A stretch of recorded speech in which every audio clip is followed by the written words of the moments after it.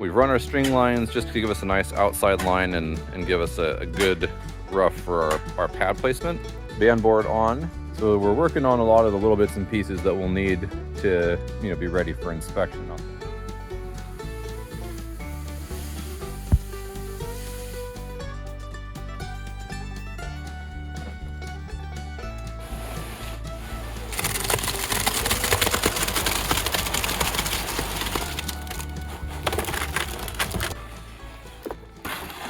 So we're just wrapping up here on getting these 6 posts bases poured, and then we're going to try and wet set in some post bases, restring our line from the far side over to here and get the measure right, and then this will be able to set up. The first 48 hours should be above 40 degrees, or at least 39 degrees at night is what it's looking like. So we went ahead and jumped on the chance to get this done, because when it should be nice to be up out of the muck, trying to work around the side of the house and get the porch on here.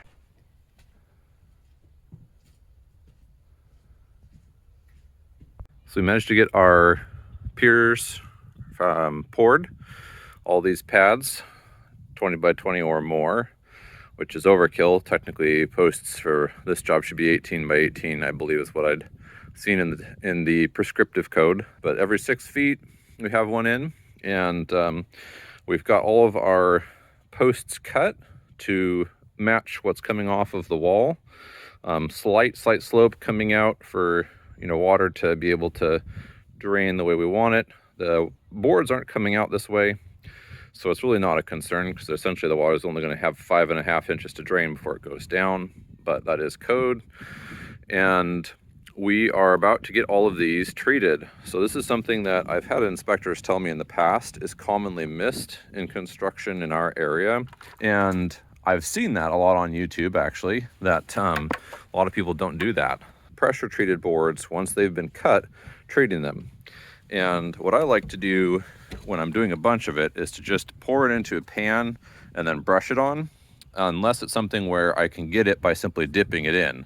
Obviously, I can't just dip this into something like that, or even into a normal can. That's what they come in, is something on those lines. This is just basically, it's a copper pressure treated paint. The pressure treated doesn't go all the way into the wood. It goes into the first, 1/4 inch, 1/2 inch of the wood at most, the outside. It's really critical that you get this surface that's been cut covered. It doesn't make a whole lot of sense to me, given that there's a lot of attention paid now to, taping your joists. And at least in our area, and we are in a water heavy area, the decks that I've worked on, the PT's never been the problem. It's always the deck boards. And I think that maybe a lot of people are trying to use the outdoor wood and expecting it to last. And boy, that stuff does not. However, what I'm using is pressure treated. Make sure that you're using the right wood for your job. And then you shouldn't have to, at least in our area, it's never, the decks last quite some time if you use the right wood without having to tape. Now that I've got all of those pressure treated, I'm going to just start lining up. I'm doing a double on the outside, and I can go ahead and attach one, and I'm not worried about it landing where the joint will be on a post. I'm just going to go ahead and let it ride in the middle, because it will have that second one, and the posts are every 6 feet. So it shouldn't make any difference in the strength of the structure at all. It's only a not even quite 6 foot span that these joists are going to have to run. So it's going to be plenty rock solid either way. So one of the things that I like to do when I'm working on this kind of install where I can, especially if you don't have a lot of vertical room to be able to just tweak the posts and adjust once it's installed, is I like to go ahead and leave them not attached until I have the boards that are going to connect them, or the beams, ready to go. And then, in a simple install like this, where it's nothing too big or too heavy, it's very easy to plumb up your post and get it exactly lined up the way you want it if it's not fully installed. And so for me, that means I don't even torque the bolt holding this to the pad until I'm ready to install. So we're going to start with that, and then we'll go into plumbing up the post, and then last we're going to go ahead and attach our beam.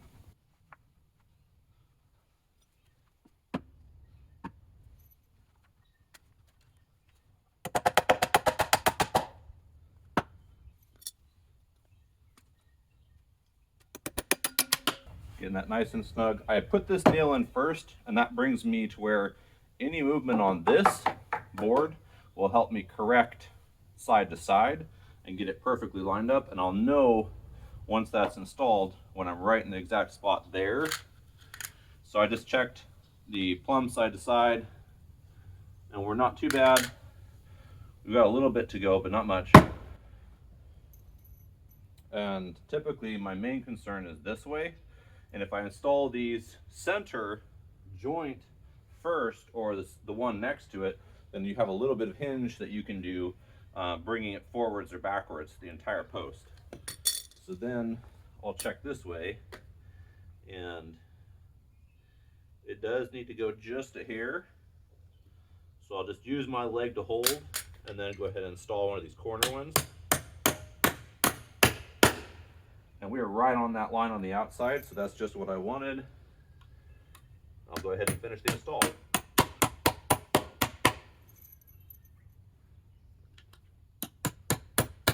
All right, so now that we have all those set and the first of the two beam quote-unquote boards attached, you'll note we're not running over the top and cantilevering. It's just a small little deck, basically access and afternoon lounge space, if you will. We've got our first board coming out, and that's the other thing that I'm doing is I'm going to go ahead and just install a few of these along the way to make sure that we're on the right line on the outside and the right distance out from the house. And I don't have the hangers for these at the moment, but it's not a big deal as long as I keep people from walking on them. And we're going to get those installed today, so that's easy. I just went ahead and installed it with a single nail. Putting a level on it, you want the bubble to be just a hair off of perfectly level and on the uphill side. See if I can get you a view of that. So here's something I wanted to just mention is, depending on your lumber delivery, you may find broad variance in what you receive. So you can see that's 5.5, pretty much true. This one down here is actually just shy of 5 3/4. And we've got a 5 5/8, pretty much. Now, 5.5 to 5 5/8 isn't so bad. The average size of these boards is 5 5/8. However, it is pretty bad to go a full 1/4 of an inch in difference between the largest and the smallest of the boards. And that will actually have an impact if you put those two right next to each other. So I don't recommend that. I recommend that you be aware of the lumber you received and how much the variance is. 16 inches, it will, if you had a low, a high, and a low, then it's going to create an arch and a pressure point for your decking.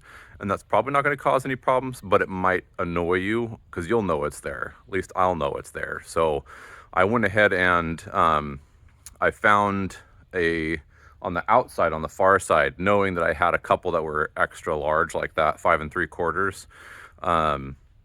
I put those on the outside, and knowing that they were going to be that way, I lowered that bracket off of perfect level, just a hair to account for it. So we've got deck boards all in and hangered, and we're getting to attachment now.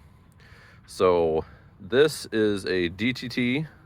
In our particular case, I'm using the 1Z. It's a Simpson strong tie that by code is required to attach the deck one within 2 foot of either side of the deck. And I'm hoping that they allow me to consider this one deck instead of two. They do join in right there. So I'm putting one there, one here, and then 2 in that section of deck underneath the eaves.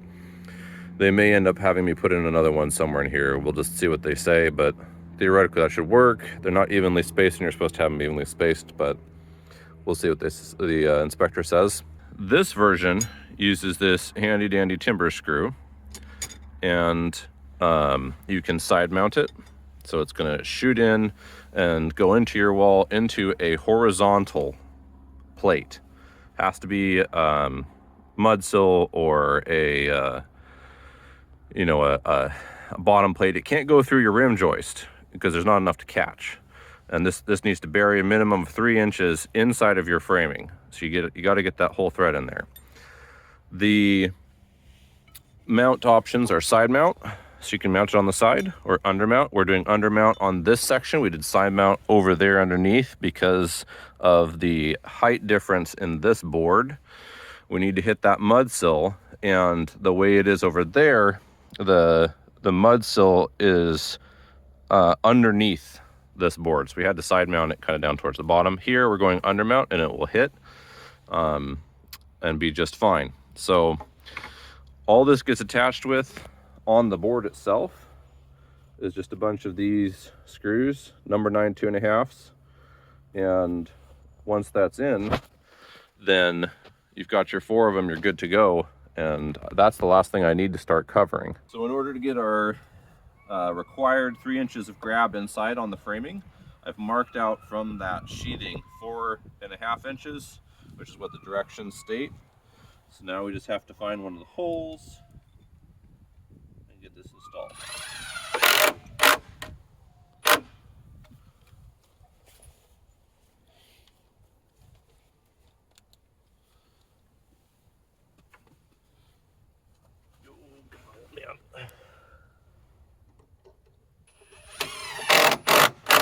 Once you have all of those filled,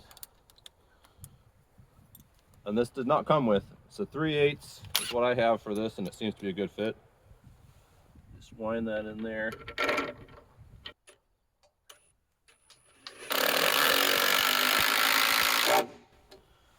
And just snug it. And I went right underneath on that one. I just trying to aim down just a bit so that I could make sure that yeah, it's nice and snug. So that I went underneath my rain drain channel, my flashing. The other required detail that I didn't mention was I have my outside built-up beam on inset into this board. So there's not a bracket or anything to hold it. It's just got, each of these posts has 2 1/2-inch equivalent bolts. The code calls for through bolts, but these ledger locks are equivalent to a through bolt, so should be fine with that. And all of them have it on this side, and over here I've doubled this up because that's going to be like a single step down. It's going to be like the top board for, a quote unquote stairs. And so I went ahead and doubled that up instead of leaving it as a single. And this, you'll notice I have a extra board on the interior, and down there's one as well. And that's because what we're going to do here is we're going to run a face board, and then we'll fill the field with the less expensive boards that have a groove on the side. So I don't have a non-bent saw blade right now, a finished saw blade, so these cuts aren't perfect, but I got them pretty close and I'm comfortable with the end result.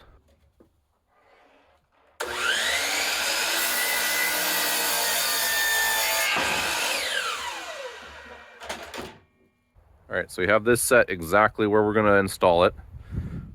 Down here, exactly where we're going to install it.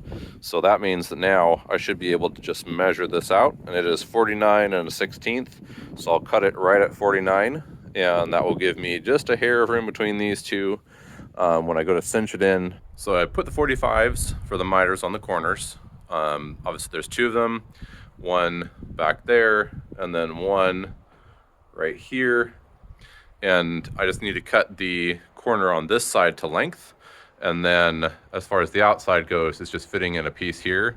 Now, funny story about these outside pieces that are solid edge. So when I went to buy these, for whatever reason, the listing for the 16 footers, because you can choose a grooved edge like this, or a flat edge like that, a solid edge. And the solid edge 16 foot, there wasn't a 12 foot, and the solid edge 16 foot was $137. I choked on that and said, nope, not doing it. I asked and they said, yeah, we don't know why, and nobody fixed it. So I went ahead and said no to that one and went ahead and bought 8s. So there will be seams on this outside more than I'd like, is what it is. I don't know if they just think that people like me who build with this stuff are, you know, willing to pay the extra money, or maybe homeowners are. I'm not. I'm cheap. One thing I did forget, that one and this one, and I already installed one for over there. These two need a board right here just to support the seam, because it's not going to be able to screw into one of these two joists. So we're going to get this guy installed, just to put a couple nails in through the side.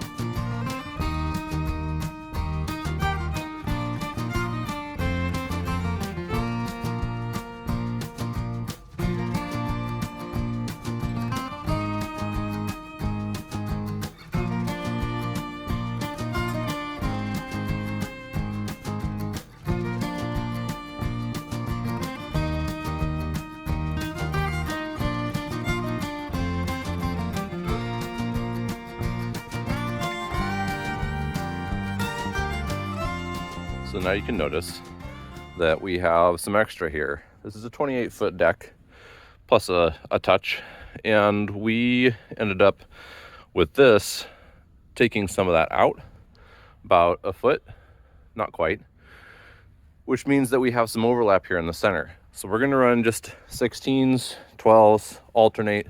I'm not gonna try and do anything other than that. And that's gonna mean we're gonna have to cut every board. But on the plus side, it also means that we're not going to end up with a situation where maybe we would have been just a hair too short, which I think, because we're out past that post, which is actually the edge there is, edge of the post I think is the 28-foot proper. So because of that, I think we're going to wind up better off by having done this. And I like the way that it looks, having it just come around the outside.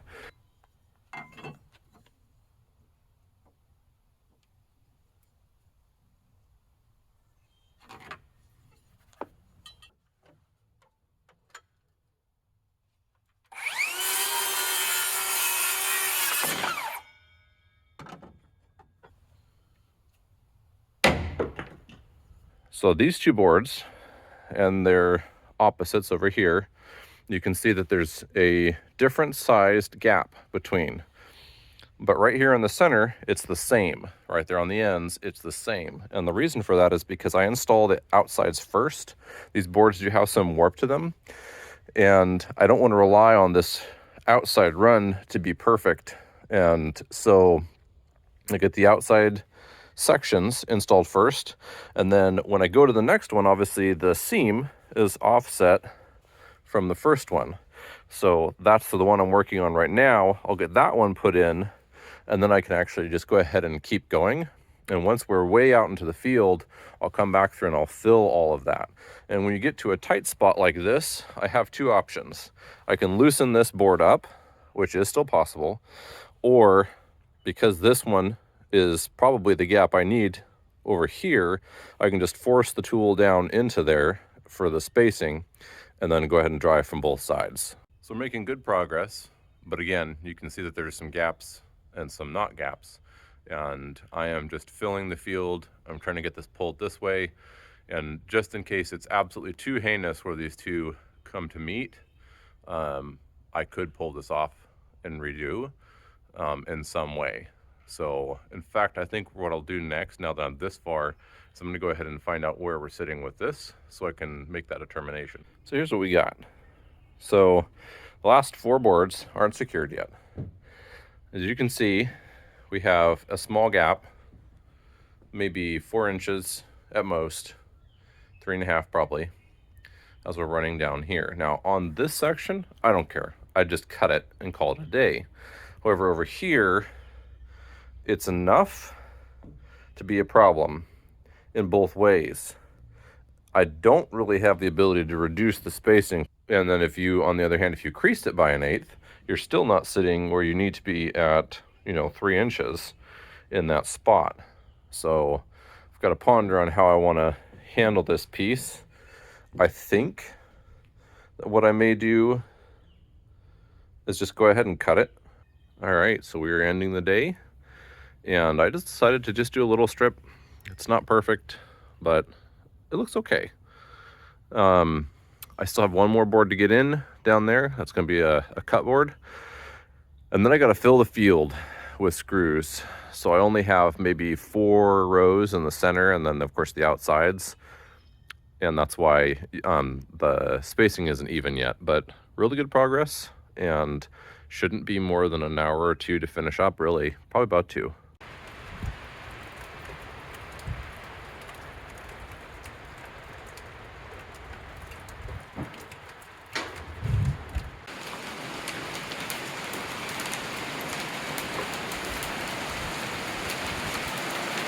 Aw, hail.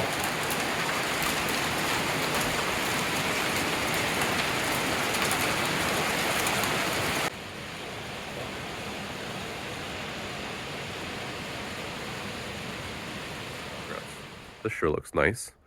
And we did have an inspection. The inspector passed the exterior of the house as being ready for next steps.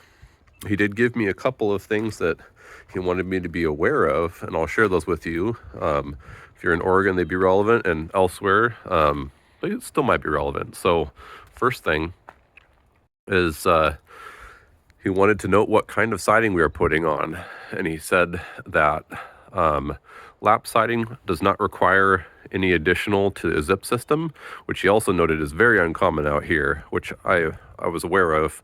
On the West Coast, neither LP nor zip are used hardly at all because they're so far to ship them, I guess.